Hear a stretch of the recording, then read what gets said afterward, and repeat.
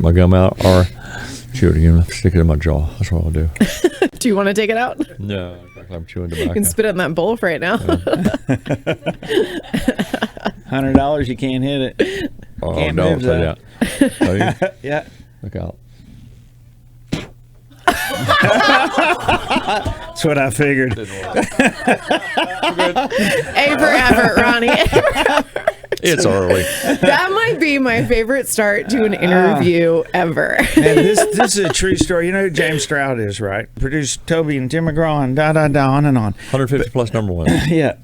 Anyway, we're having a party out at the benefit thing out at the winery, and we walked out. I've got a little private deck deal out there, and Bob DePiro, you ever heard of him? Songwriter. Mm-hmm. So anyway, we walk out on the deck, and they're playing house music before we start playing, and James just kind of looks up and he goes, $1,000 to anybody can tell me the name of that song. And Bob goes, Walk the Dog.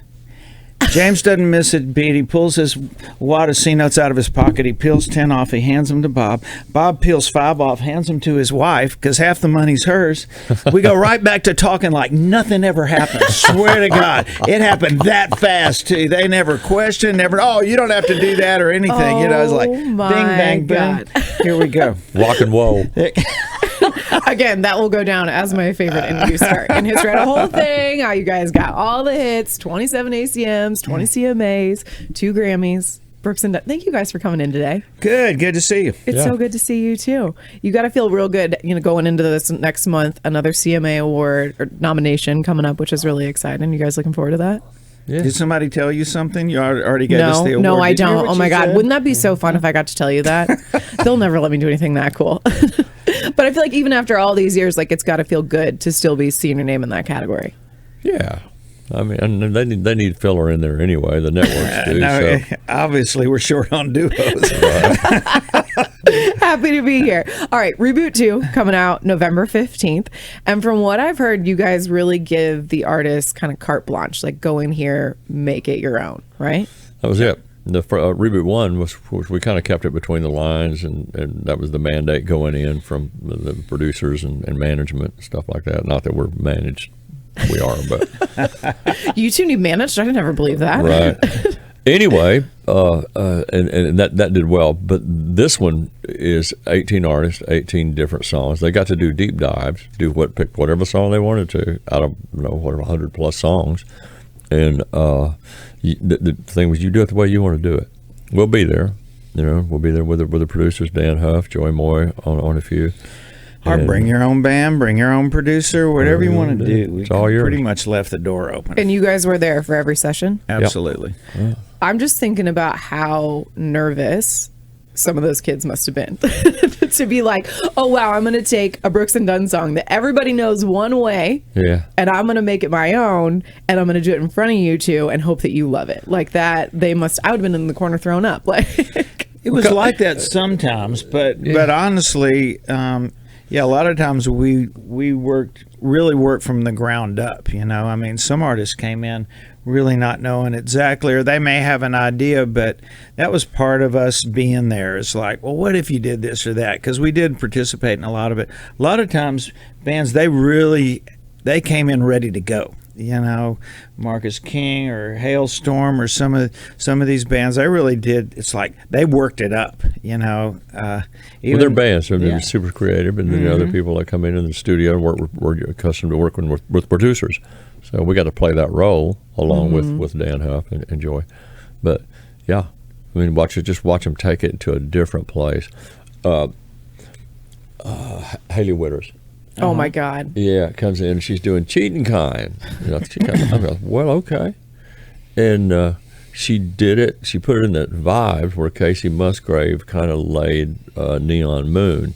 It's just kind of an audible thing, and she called it Lonely Disco Cowgirl. I love that term. Let me rock that song. Yeah, that one's one of my favorites. The Marcus King, Rock My World. Like he just Just he shredded it. it. Walked in with his band. He's playing his guitar while he was singing in the vocal booth, just ripping it. Yeah. The Lainey song rips too. Yeah. Absolutely. Megan Maroney, like everything she touches right now for me, I love so much. Right. Very cool. She's been out with us for like a couple of years, opening shows and One full run for sure. Yeah.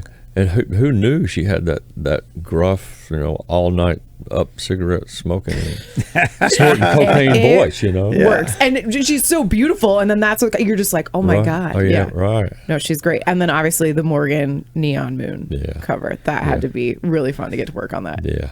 Morgan was good. He said, "I don't want to mess with it. I don't want to mess with it. Let's just do it." And they brought a cool acoustic guitar player in, but it gave it a good slant. So we're going to run and do a few shows with Morgan next year. I was going to say, so you guys got to go and do like the famous walkout that he does. That looked like that was real fun. That's a trip. What do we do? I don't know. The only hint we got was from his people were like, "Okay, Morgan's going to walk fast." I said, okay, we're going to walk fast.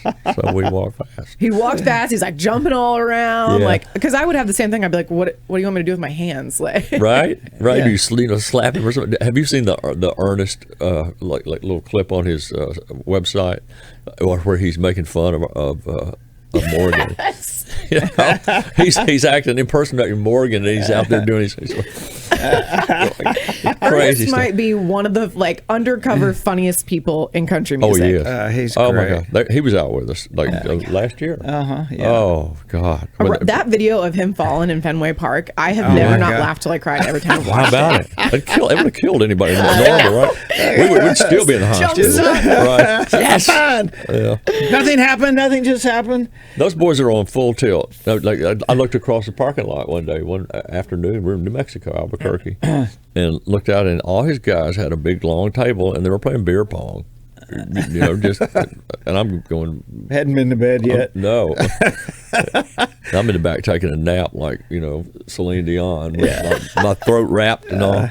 But, Theo Von made a great point about Morgan's walkout though, because it's like, he comes, you're in the hallway, it's like, hey dudes, wow, it's so great to see you, high five, hug it out, come on, let's go, you going, the crowd's going wild, what, it's on the cameras and everybody's going crazy, we're right there with him. It's like, okay, you guys are done, okay, come on Morgan, it's like, oh, okay, we're used to going to the stage at that point, it's like, you're like all amped up, you're like, no, I want to go back to the dressing room, thank you, we'll see you in about 2 hours, okay, whatever. Oh my God, that's really funny. I hadn't thought about that. That's funny. I saw that you guys are going to be on, he's taken over that Sand in My Boots Fest, and you guys are playing that with Post Malone, Hardy, Morgan. And I was looking at that and I was thinking, like, what a testament to the two of you and how timeless your music is, that like you're up there on lineups with those guys who are doing today what you were doing 20 years ago. 30 years ago. I was trying to be nice, kids. I think that's cool. Yeah, I just thought that was really awesome, and obviously, like, you guys have become friends with them and hanging out with them, so like that's got to be such a trip. Yeah, and I've said it, not to compare our music or our legacy at all, but it's like like Waylon and Willie in Austin when I was in college.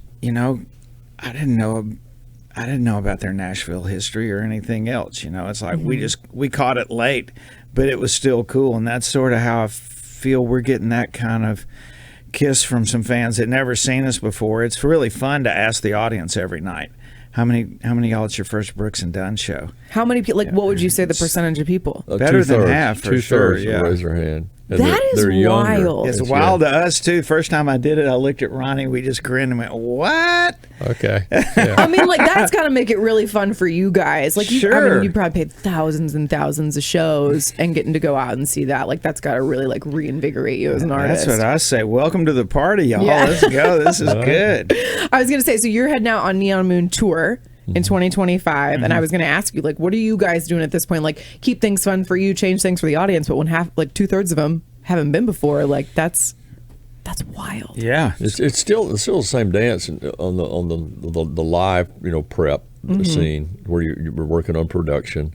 And one of the cool things about being in Vegas for the 7 years we were there off and on was that we met some serious production people. Oh, I bet. Like the Cirque du Soleil, guys that do all that video and those effects.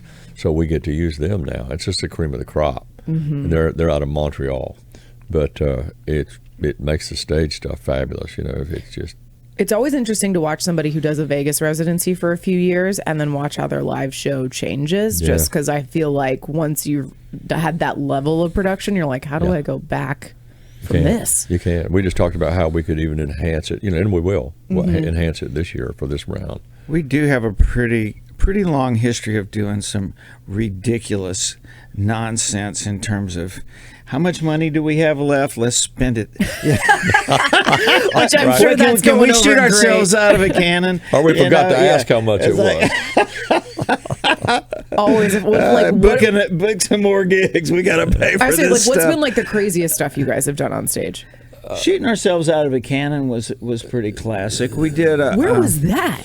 Well, it didn't last too long because it was really dangerous. It was latter not 90s, for us, early but mid-90s, we were taking out rows of people with these dummies that we were shooting out of these. We built this giant pickup truck that it was like a double barrel shotgun.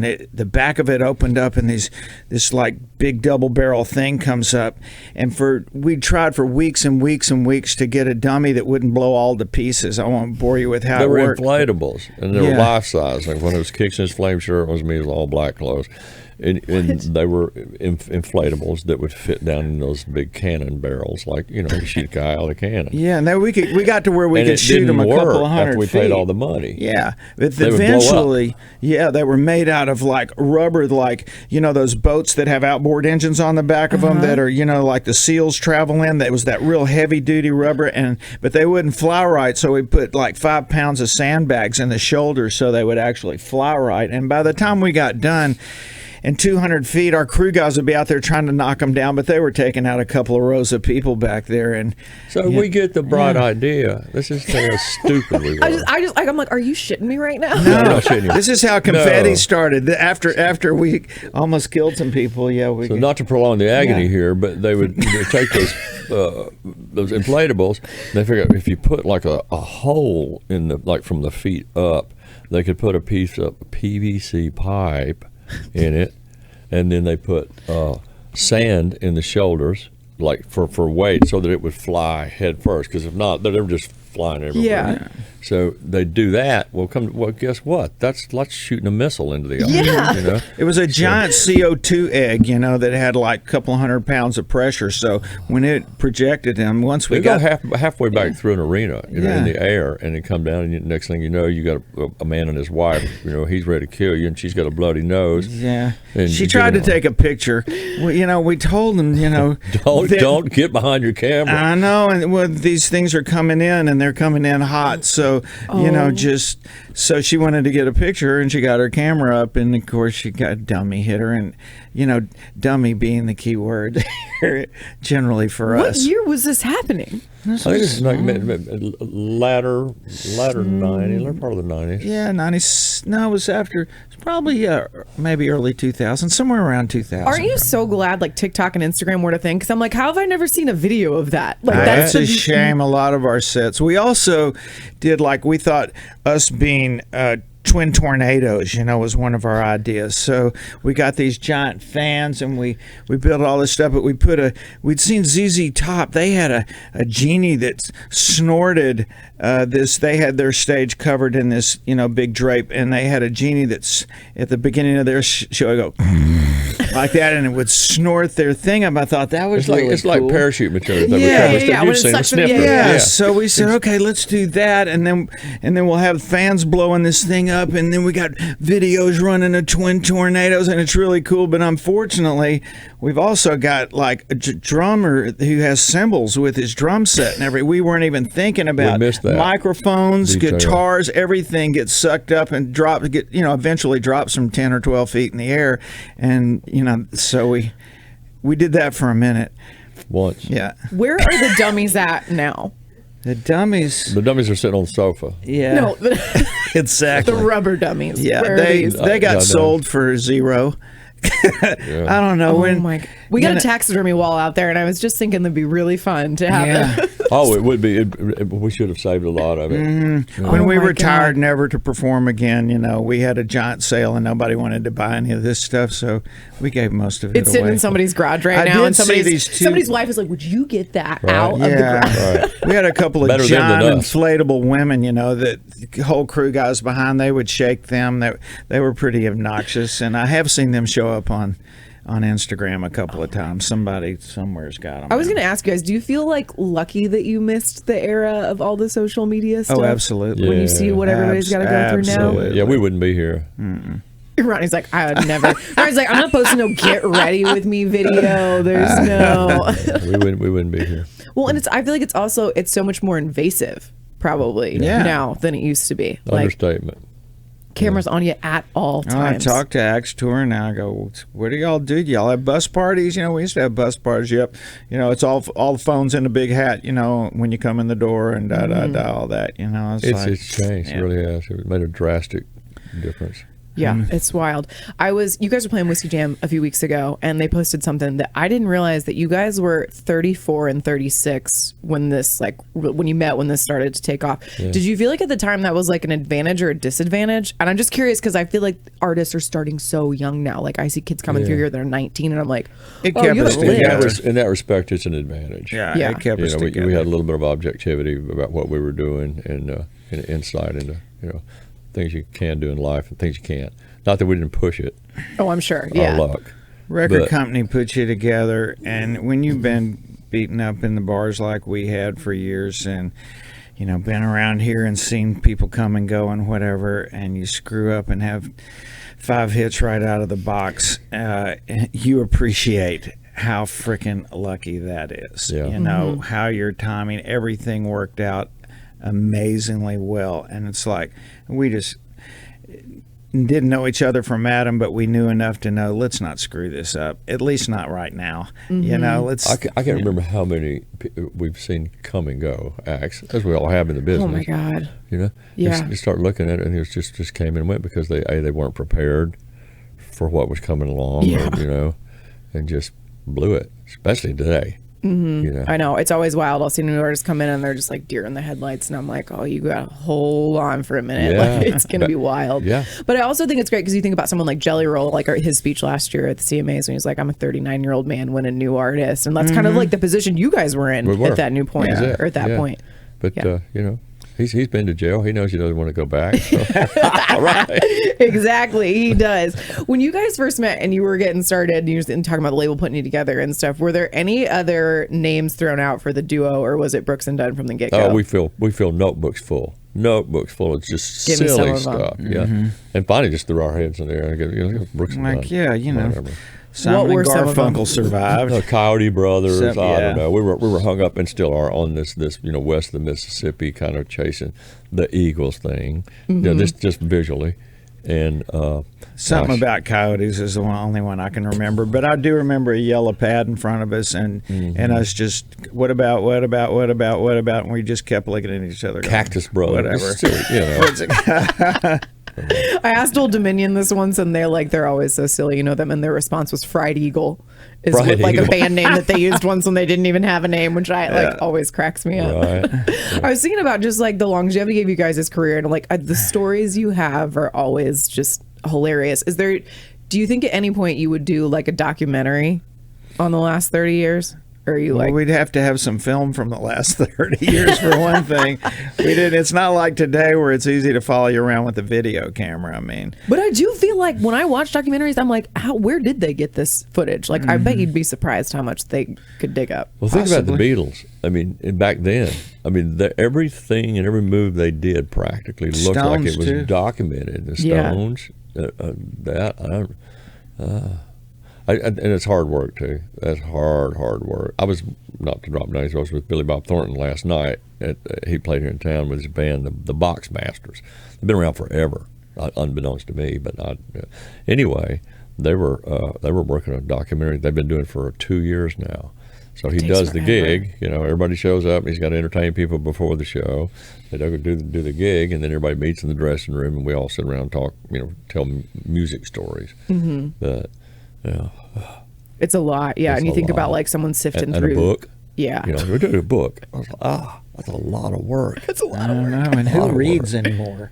People read. I'm going to my book club tonight. You guys write a book, and I'll put it in the book club. Okay? I'm just kidding. I read constantly. You do? What are you reading? Absolutely. Well, right now I'm reading Rising Tide by Jeff Shara. It's a story about, Patton and all them in the desert having a tank war. But I read a lot of military stuff. I really like Civil War history in particular. But I also read a lot of, Nowhere Man. Are you familiar with that whole series of stuff? Just heroes that are undercover heroes that nobody knows about and whatever, vigilante stuff. I kind of like that. You're like Tim McGraw. I'll ask him what he's reading, and he says something so profound. I'm like, I read a rom-com last week. Yeah.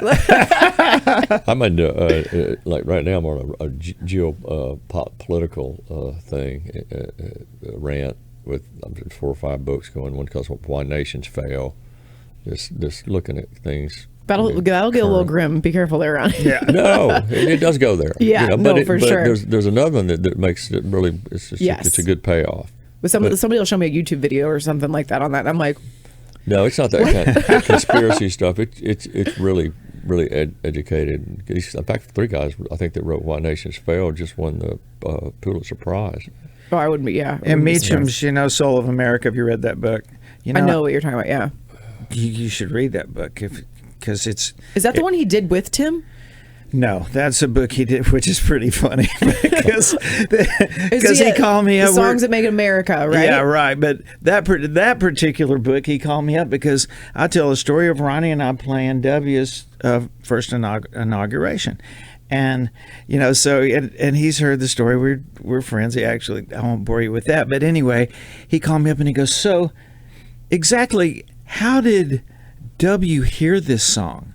I go, "I don't know." I go, "They just called us, wanted us to play the inauguration." He goes, "Well, I'm writing a book, Kix, and unlike the stories you tell, I have to be accurate." So that album didn't even come out until like after the inauguration. I go, "I can't help it." What, John? I said, "I don't know." I go, "Mr. Research, go frickin' research it." And he goes, "Are you sure? Are you totally sure that you were at the inauguration?" I go, "Jesus Christ, Mitchell." Holy cow. I go, "What right? are you?" So we got in this big argument, and I go, "Frickin', hey, Google Ricky Martin, okay?" He goes, "What?" I go, "Do you think Ricky Martin was at the inauguration? Because I think he was." Okay, he was. Right? And it's so sure enough, the next time we're together, he goes, "Listen, I got to get this story straight." I go, "You do have to get this story straight. Have you Googled Ricky Martin?" He goes, "No, I'll Google." He goes, "I think you might have been at one of the parties." I go, "Google it right now." He came in bigger than the president. So he did At the inauguration. Yeah, My Bush came in daughter like went a with Honda me. Civic or something. She went to see Ricky Martin. Yeah, he came in this we got freaking blacked pictures, out, yeah. whatever. Yeah. So Mitchum Googles Ricky Martin. He goes, "Right here. Bush inauguration, Brooks and Dunn." I went, "Yeah!" Now shut up. You can go figure the rest of it out if you want to. Makes me wonder how many stories you've told him that he's fact checked that he is worried about. Yeah. But anyway, Soul of America talks from George Washington on through, and it's just a great testament.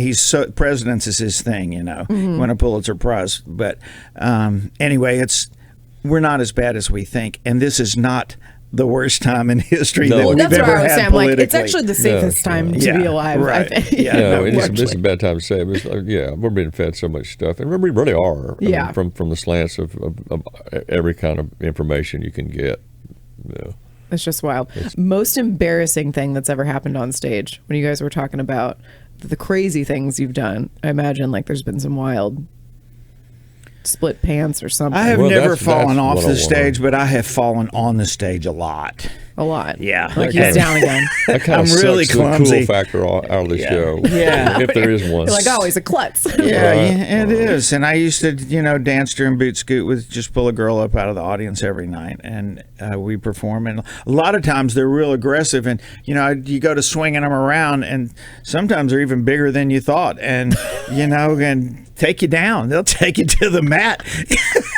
I imagine Ronnie's on the other end of the stage. He's like, I'm not even looking at He this. loves No, I'm it. not. Every No. wipeout I've had, I look over at him and he's just howling. There's nothing that makes Ronnie Dunn happier than watching me bust my ass. I promise We you played that. some place up in New Jersey, Uh-huh. where the stage is in the middle of San Francisco, Circle Star Theater. I know Okay. exactly what you're Okay, fixing to round tell. stage, middle of the room, and it's like a little mini arena. Yeah. Okay, but you go on stage. There's no backstage, so you shoot down this ramp, which is a concrete ramp, no steps or anything like that. Down this ramp, then you get to the stage, and then the ramp immediately turns up. Okay? Look flat to me. Right.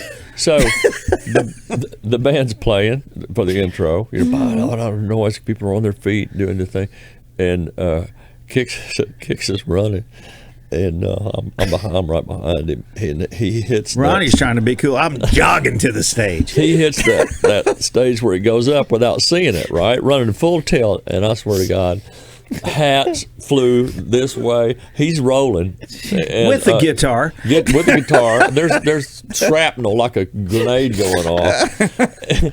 And I get up on stage, and none of the guys had seen it because it was in the dark. And I'm turning around to him. I said, "Did you not see what just happened?" The crowd's like, Ronnie's like, what? Did nobody see that? I'm like, what are you talking about, Ronnie? I'm fine. You had to be there. I don't even know how you got through, because once I start laughing about that, I can't stop. It was the church laugh, we call it, where you're sitting on the front row or something. Nothing I ever was. Not that you'd ever. Yeah, and then start laughing. I couldn't get it back together. Oh my God, that's incredible. I had no idea. You were so clumsy. Yeah. All right, Thanksgiving stuff. Favorite Thanksgiving dishes, each of you? Dishes? Well, not the dishes, but like, what's your favorite dish to eat? Oh. We've got one that Janine, my wife's mother, started. It's called a cranberry fluff, where they go in, all the girls get together and make it. And they grind up cranberry and pecans, and then it's topped with like whipped cream and stuff. And shoot, I mean, we eat it for days afterwards. It Cranberry is. fluff. It's. I know what you're saying, and I love dressing. I like spicy dressing because we usually 3 show up, and there'll be a real spicy one. There'll be this one with all kind of what he's talking about, cranberries and walnuts and all that in it, and then you just kind of have your classic kind of plain one. But I like the spicy one with all the stuff in it. But really, it's just that frickin' plate. It's that, and we have what's called Orphans Thanksgiving. We usually host. You're around 30 people every year, just people in town who don't have family and whatever like us. And Ronnie's got as many family as we do guests. We have 30 coming in now. There you my go. God. This year. But that plate, so we lay out a big deal, where everybody, it's a bring your own, everybody brings something, and they'll call, you need this or this, that. But that plate just full of all that, just piled up, just knowing what it's going to do to you, and you don't care. It's like you're going to the electric chair tomorrow. I'm eating every bit of this. I'm going to make myself sick, and then I'm going to drink some wine. And feel horrible. Yes, But yeah, wonderful yeah. at the same time. Everybody sits around like this, Who would you guys say is the best cook in country music? Me. You. Wow. No, I'm pretty Ronnie, would good you cook. agree? I don't know if I've eaten your cooking. Have I? I know that I've had the best like too good. roux Too good for and you. etouffee ever from you and Barbara at the house years ago. But they sit and make this roux, which is a Louisiana Cajun. Yeah. But how long do you cook it? How many days? It's forever. Etouffee's not it. It takes to really do roux right is 30-45 minute process if you take your time with it. But it seemed like days. And gumbo's the same thing. Well, that you're what it thinking is? about red beans and rice. Yeah, that's it. Okay. Yeah, because you spend a couple of days just soaking beans and them. But we put 4 or 5 different kinds of sausage in, with the beans and tons of vegetables. You got to cook that down for at least 3 days. Before. I had no idea you were like quite the chef. I'm really not a chef, but I do like steaks, and I like a lot of plain cooking, but plain cooking needs to be treated right too. I did a steak show for Cooking Channel, and the thing I learned was it's just all about the meat. It's not about, you don't marinate steaks, as any chef would tell you that. But if you get the right beef, it's all about salt and pepper it right, and then again making a sauce where I couldn't figure out what people were doing at Kroger, getting lamb bones and stuff. Is that for your dog? It's like, oh no, I'm making a sauce for. So you just same thing. You put enough vegetables with some fluids, and you cook it down for cook it down for 3 or 4 days till it really gets to be a sauce that you pour over a steak. That's what chefs do. It's what goes on top of that steak, if anything. But anyway, what do you do? What's yours? Yeah, cheesy potatoes. Ooh. Cheese and potatoes. Cheesy potatoes. My grandmother's recipe. Mashed potatoes. No, you use like cubed hash browns. Yeah. It's a cup of, or no, what is it? It's 8 ounces of sour cream, a stick of butter, cream of chicken soup, and a block of Velveeta cheese. You pour it over those potatoes. I always tell everyone, I'm like, these potatoes are calorie free. Right. And you're either going to spend all day in the bathroom or you're not going to the bathroom for a month. But they are good. Yeah, that's my favorite one. I can't wait for like the Cooking with Kicks cookbook. Well, you don't want to do a memoir. There actually is one. There is? I swear. But what would be cool is to have a country music that you should do that. Get, everybody you're interviewing, you should get their favorite recipes. Everybody has a recipe. Yeah. Something. Not me, but something. It'd be fun. Ronnie and I will test everything. Right. I love that. Well, thank you all so much for coming in to see us. This has been so fun. And again, the record is great. Like, I love listening to it. Cool. Thanks. Very fun. Big party.